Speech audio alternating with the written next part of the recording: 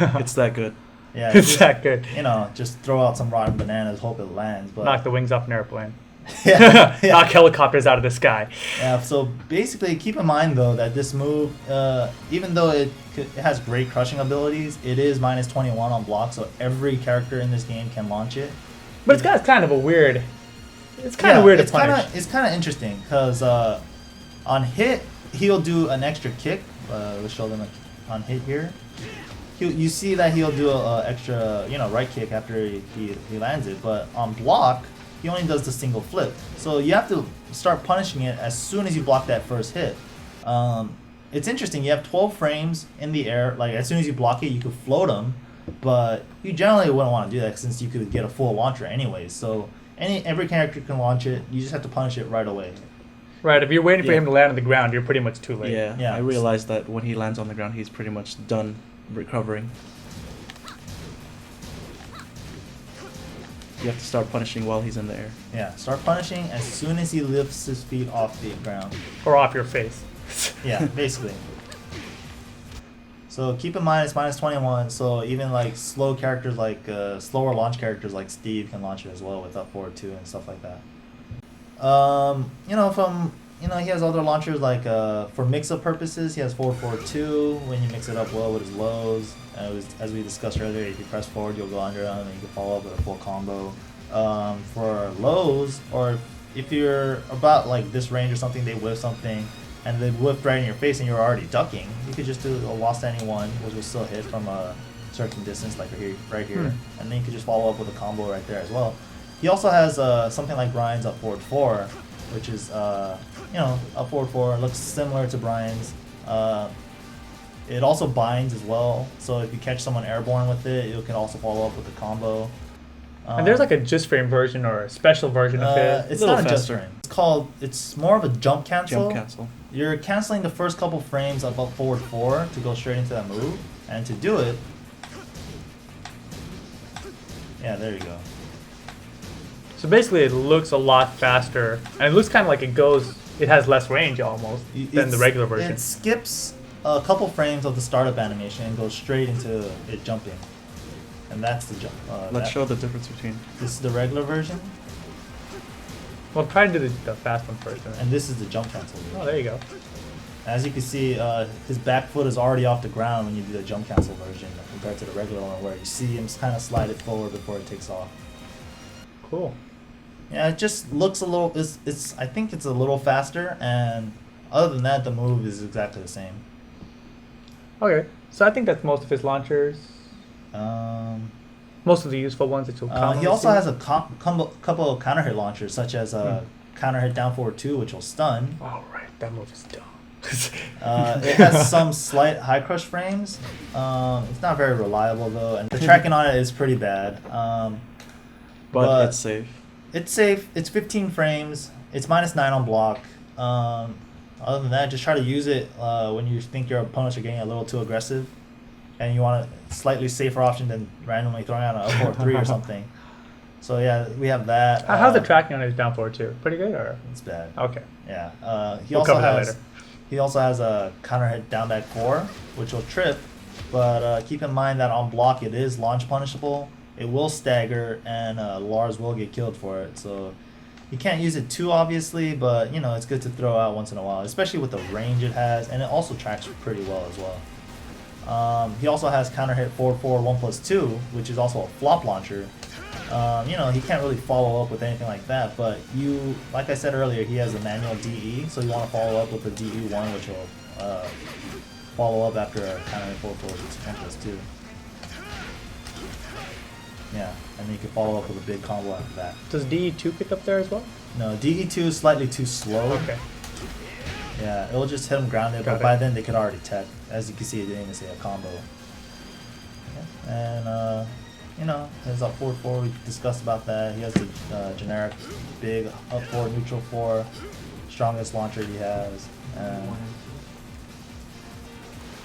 Yeah, he has a DE 1+2 as well, which basically launches the same way that up 4 1+2 does, and you get the same follow-up combo. He also has down back 2, the SE3. That's also a launcher. Yeah, and then You can follow up with that. Oh, he also has a unique launcher too. After a supercharge, if you do supercharge then 2, he comes Wow. up with like an electric uppercut. Is that and that's blockable? It's No, blockable. It's blockable, but it also cancels the supercharge. Oh, interesting. And I believe in episode 1 we already discussed that supercharge. If you block a move after it, you get a little bit of chip damage. All right, so there we have most of the juggle of the launchers, and I guess from here we'll go on to the bind moves. All right, so we mentioned how Lars's up forward 4 is a launcher, and it's also a bind move. So let's go ahead and talk about the rest of Lars's bind moves. Alright, so Lars has several blind moves. Generally, his most useful 2 is forward back 2-1 and while standing 2-1, all used in different situations and combos and stuff like that. Generally, his while standing 2-1 will be used after his up forward 3 combo, as you can see there. His forward back 2-1 will pretty much be used in every other situation. Those are basically your 2 basic launchers right there.